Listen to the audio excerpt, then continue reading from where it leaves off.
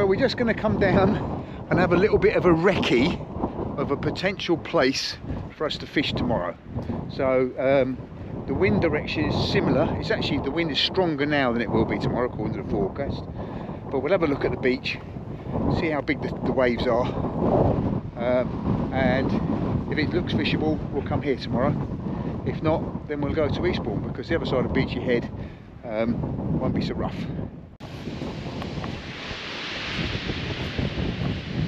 Well, it looks quite rough, I have to say. Might be alright if I went that way a little bit more, so I'm getting some shelter from the west arm. I think here would be a problematic, but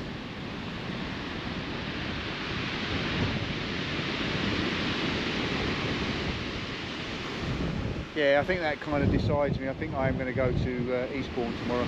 Yeah, I'll give it some thought, and maybe we will come here, or maybe we will go to Eastbourne. You'll see in a minute when we start the video. So, we'll see you there. Boom.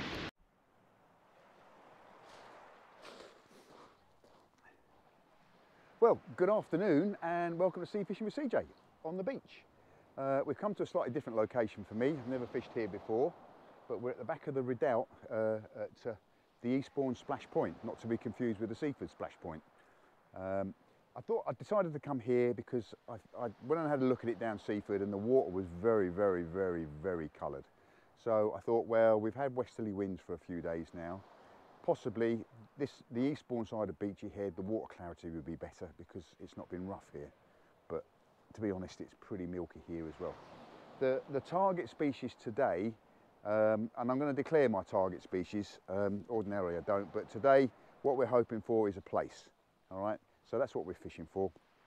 I don't know, we might not catch any, as I say, because of water clarity, but we're going to give it a good go. We've got some nice blow lug which was donated to me by Alex, to be known from now on as the Pike Whisperer after his epic fish that he caught yesterday.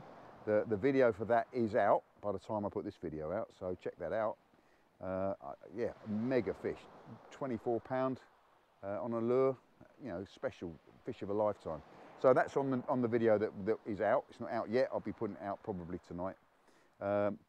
And he's given me some blow lug. He was pumping worms on the other day, and he got a load of blow, so he's given me some blow lug. So we're going to use those. I've also got some black lug, which we'll try later on. I've also got some squid. So, you know, if it's very, very quiet and nothing's happening, I might swap one of the rigs over to a bass bait and just lob a bass bait out short distance and see if we get lucky with the bass. So the rigs that we're using today is, we've got this one rigged up. It's just a basic 2-hook paternoster, clipped down with a 5-ounce lead, Gemini lead. So that's all clipped down. That's on my Mag 4 rod. So that's a monofill line, Mag 4 rod, multiply reel. And the other one is a 1-up, 1-down paternoster with a Portsmouth rig on it. So we've got one bait that's going to be hard on the bottom and one that's a little bit up, and we'll see how that goes. Both, as I say, with blow lug, and this is on my Black Rock SS10 with braid onto a fixed ball reel. And I'm using, it's actually 70 pound braid here all the way through, so no shock leader, nothing to catch weed on or anything like that. And be whacking both of those out as far as I can initially, and see how we get on with that. So no more ado, let's get these hooks in the water. So we'll get this one out first.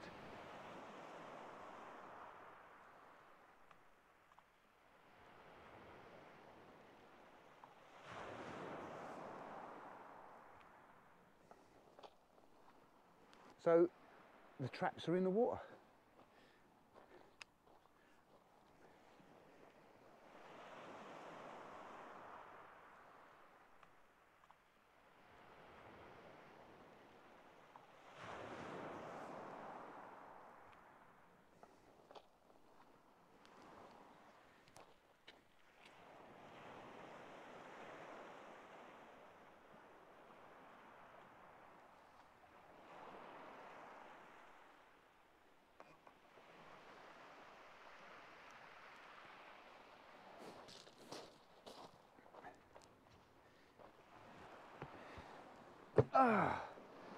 So we're fishing. We've got 2 rods in the water. Only been out a few seconds, but so there's no joy. Although I noticed that the braid line keeps going slack. I don't know why that is.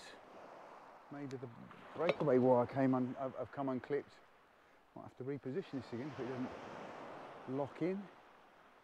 You see, it feels quite solid in now.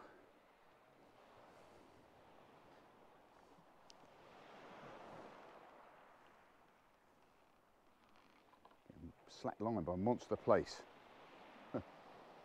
Dream on.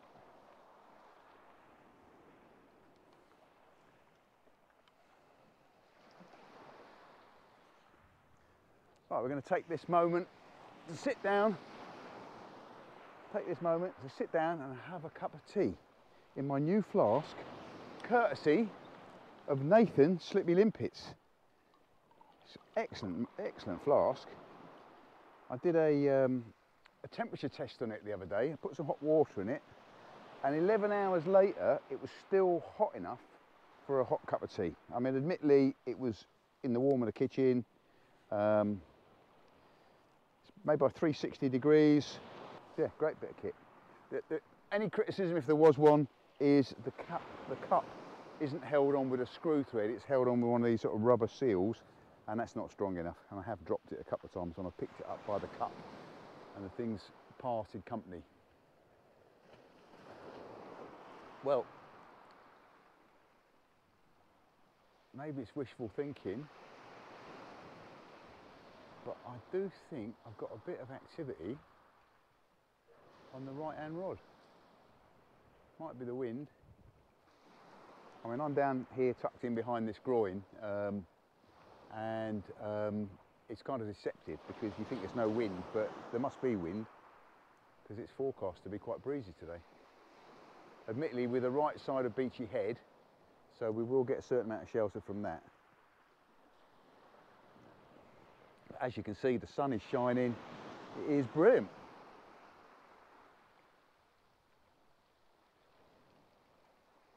Okay, so cheers everyone. I'll start filming again when something happens. Left hand rod's got something going on with it again. Not rattly bites time, but might just be weed. Right, well, let's wind in the right hand rod because there has been some twitching going on it. I don't know if that's fish or if that's wind, but either way we'll check the baits out, see if they're surviving, how long they're surviving for. Also, I don't know how snag it is here. Might find that we're straight into a snag. There's no fish there, and the baits look untouched. We'll put a bit of fresh worm on that top one. Maybe the top one's been noshed out, maybe. But freshen up the baits, get this bad boy back out there. I like to thread my baits onto a needle. Currently, I'm going in tail first, so you're left with the big juicy bit of the worm nearest the hook. That's my theory. And the tail bit, which is a bit tougher, helps sort of tie around the knot on the snood. So it just helps hold it up on the hook snood.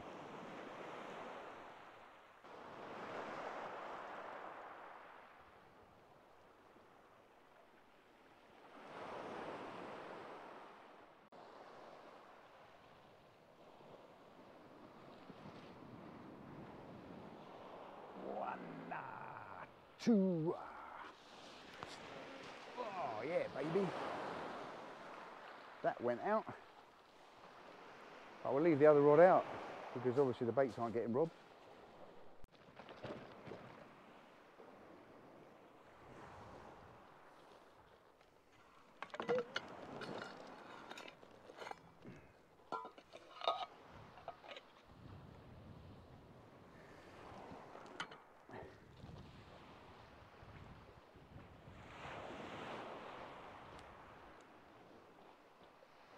Oh, it looks like we've got a little bit of a bite on the left-hand rod.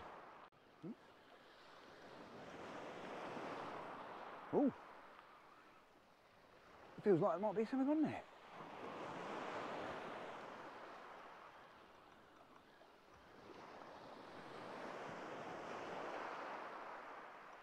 Right now, if it's only a whiting, I will spare you the not a blank dance. But if it's the target species, then I'm afraid you're going to get to see me dance. Something tugging on there. Could be a dogfish actually. I'm afraid I'm not going to dance for a dogfish either. It's tracking sideways, whatever it is. Come on, keeping itself deep. What have we got here? We have got a dab.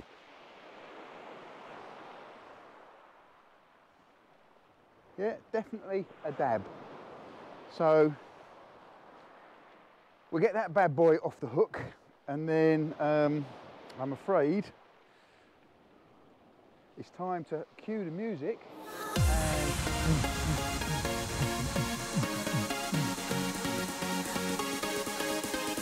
and stop. Right. So typical dab is engulf the hook. Now it's Jason's species hunt. It's not the dab anymore, that was last month. This month it's a flounder, so we've got to try and catch a flounder. Right, let's get him back in the water.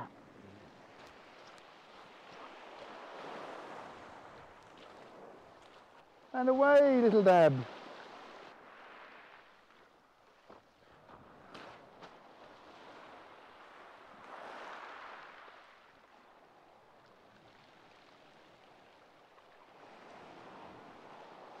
Yeah, I think he's worked out the way home.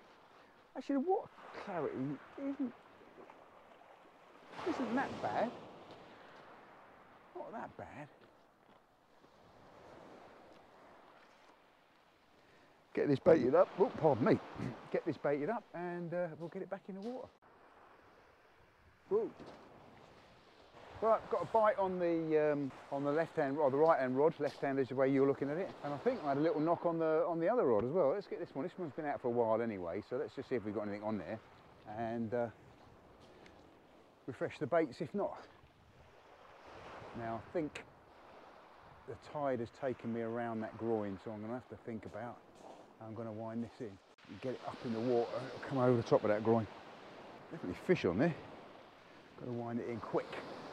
I want it to kite up, come over the top of the groin. It's come up my other line. There's a result. And there is definitely a fish there. What is it? It's flat. It's another dab, I think. Another abby dabby do. Slightly bigger than the last one, I think. So there we go, little dab. You can tell it's a dab because of the curve, the C shape in the lateral line. C for Chris. Okay. Also, they're quite see-through, but confusing. It has got spots on it, so it could have been mistaken for a little place, but it isn't. It's a dab. It's not very big though. And anyway, that competition is now over. So this one should swim away really well, and it's away. So 2 dabs to me. It's not a blank. We've done the dance, not going to do it again. Well, we've got a little bit of activity on the other rod as well, so let's wind that in.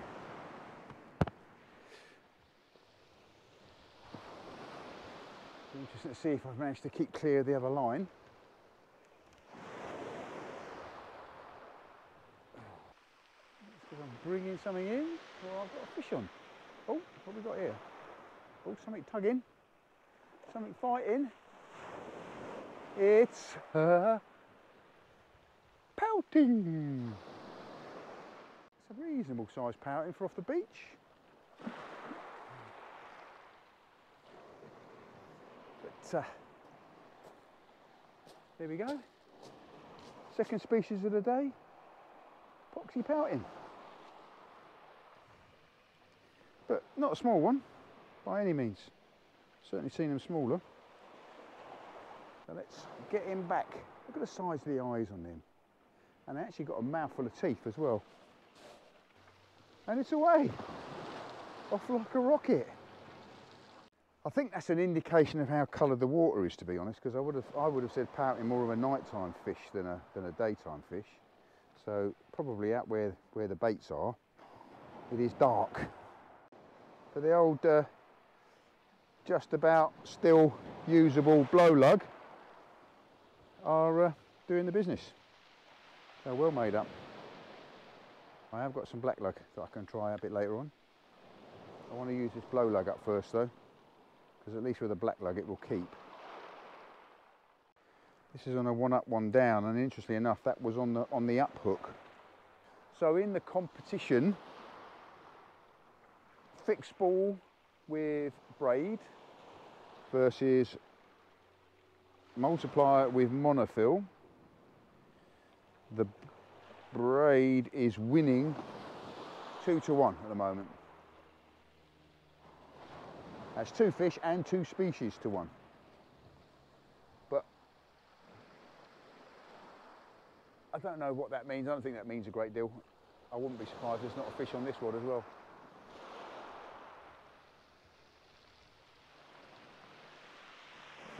Right, let's get this out as far as I can get it.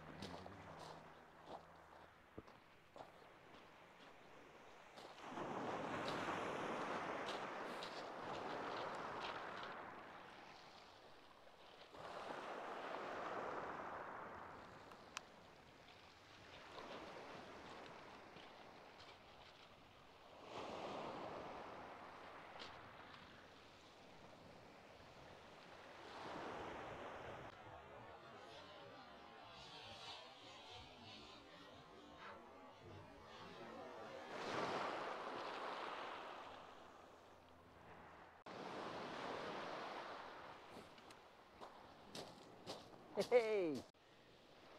Oh! No rest for the wicked. The other rod, ooh, that's definitely banging away. So, what have we got there?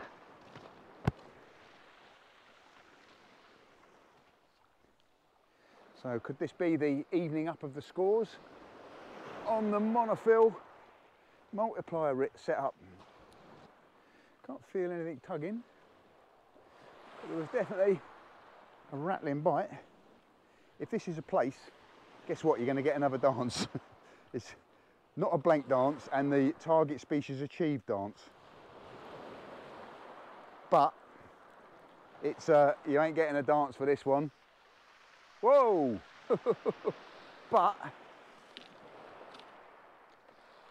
got a rattling bite on the other rod. Let's get him back. So whiting. So 2 species to this rod as well. But it looks like the monofill rod might be trying to catch up or overtake again.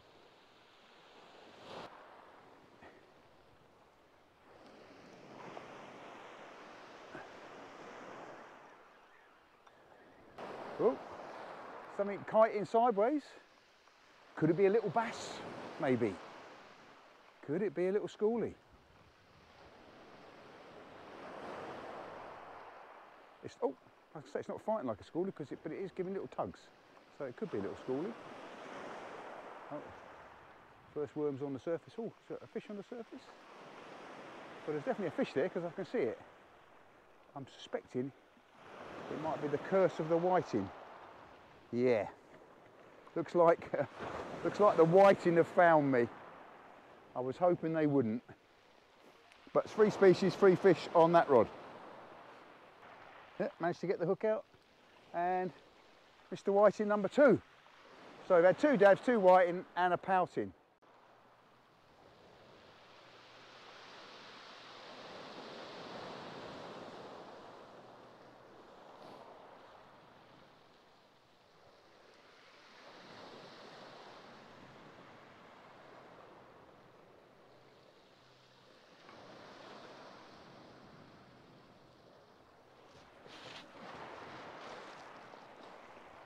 What did I say before about a cup of tea and a piece of cake?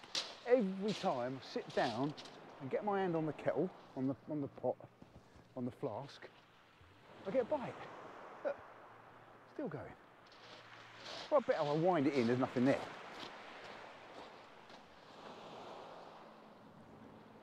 See, the braid and fixed ball is definitely outfishing the monofill multiplier. Well, I felt the bite, I'm suspecting water whiting, breaking bad. Where's the other line? Nothing tugging. No, look. Little pin whiting that is, ragging at the baits.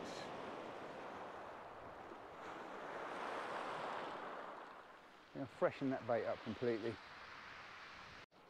Well, again, we've got rattly bites on the braid.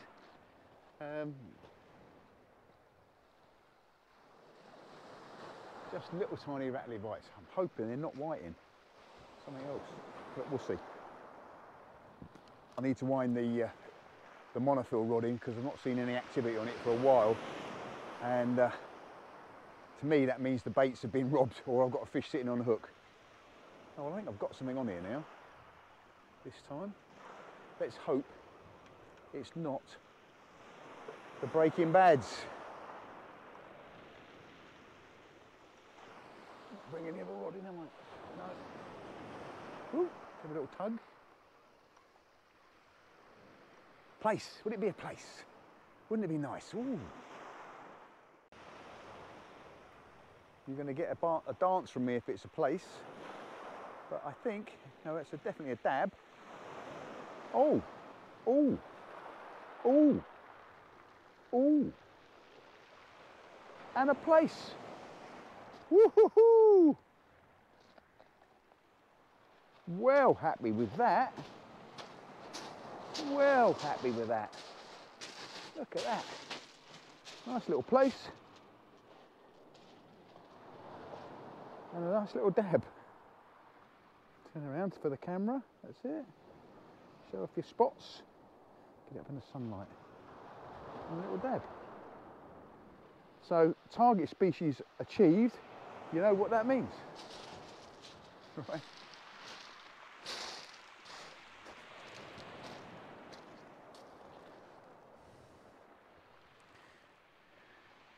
So, cue the music. Target species achieved. Target species achieved, and stop. So, on the monofill, little whiting, didn't even know it was there. So we'll get him off, get this baited up and get it back out there.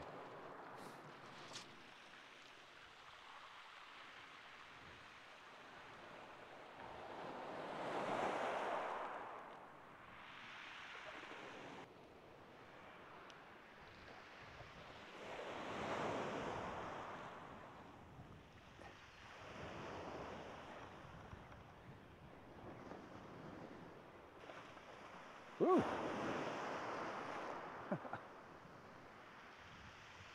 Thought it was a fish fighting then, but it's not. It was a dab, I think, kiting, and it kited up and went sideways. Now the other hook is staying deep, so I'm hoping there's something on there as well. What we got? We have got the tiniest dab. That is a postage stamp. And it's foul hooked itself on the other hook. Somehow, I don't know how it's managed that. How has that got that hook in its mouth? Literally, look at the size of that. The logo on my shirt is bigger.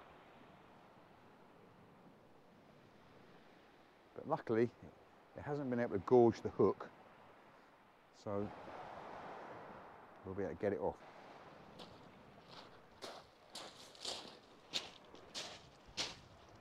So look at that. It's the size of the logo on my shirt. In fact, the logo on my shirt is bigger than it. Let's put it back.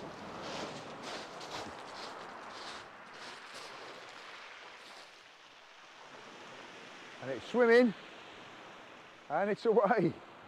Right, so we have been sort of kind of running a comparison, braid versus monofill, multiplier versus fixed spool, and I have to say that the braid has outfished the monofill by a long chalk, and I don't think it's, you know, that the range is anything, you know, with the fixed spool. I'm not casting it a vast amount of difference in distance. I just think that braid shows the bites.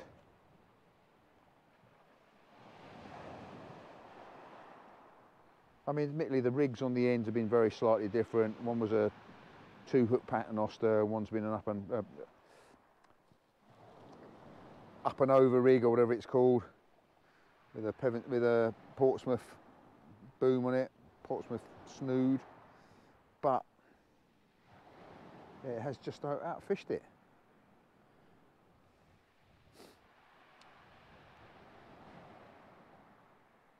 We'll get this back out and then we'll bring the other one in and check it. Because the problem with monofill is it doesn't register the bites like braid does. Right, let's see if the monofill has hooked up but concealed the fact that I've had a bite.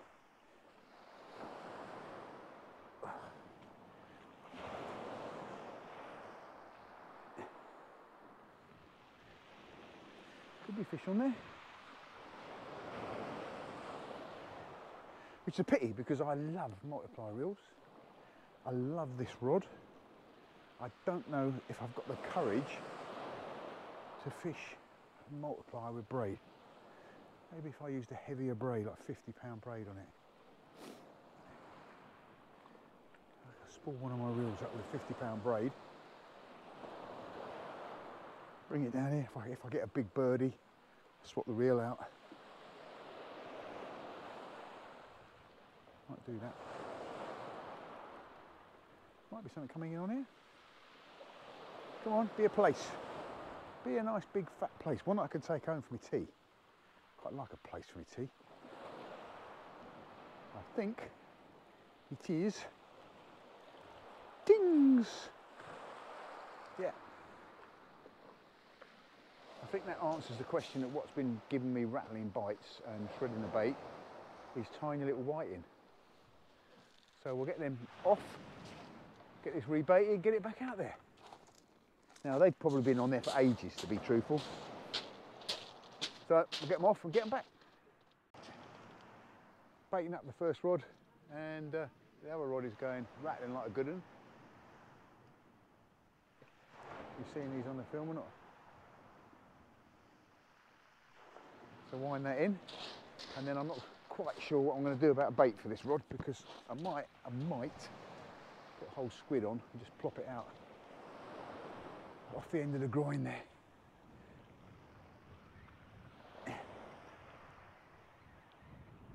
Come on, be a place. I suspect it's whiting. Let's tug in. Stay down. Oh, here we go. What have we got here?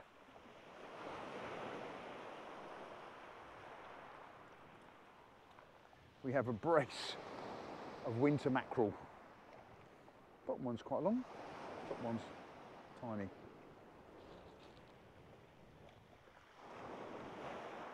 So a little washing line of whiting. We'll get them off and we'll get this rig. I think I'm going to rig this up with a big bait and see if I can't pick up a bass, just to finish off the day. Right, brought in the mono rod, another couple of whiting on there, one almost sized and the other one tiny. I'm going to pack this one away now because that's the end of my blow lug. We've got a whole squid out on the other rod. Just on the off chance we pick up a bass or something just to finish off the night. But I have got to pack up and we'll put these back in the sea and think about packing up. Right, so I'll pack this rod away and yeah, pack up for the night. Well, it's been a cracking afternoon on the beach. We've had a mixture of species, dabs. How many dabs do we have? I don't know, half a dozen dabs. Whiting, I lost count of how many whiting we've had. A pouting, which I think was lost, and one little place. So the target species were placed, we achieved that, and we've had a cracking day. We haven't actually had a moment to ourselves. A number of times I sat down trying to have a cup of tea and couldn't. So tried to do a live, but unfortunately there was no phone signal here. There was a phone signal there. How bizarre is that? So I made a commitment on the little bit of live I did that I was going to do a premiere tonight, forgetting that I've still got to download the video onto YouTube. So I might be pushing it a little bit, but we're going to rush home, finish off the edit on that, get it offloading and see if we can't make that. So thanks very much for joining us. Hope you've enjoyed it as much as I have. It's been a cracking session, to be repeated soon. Bye.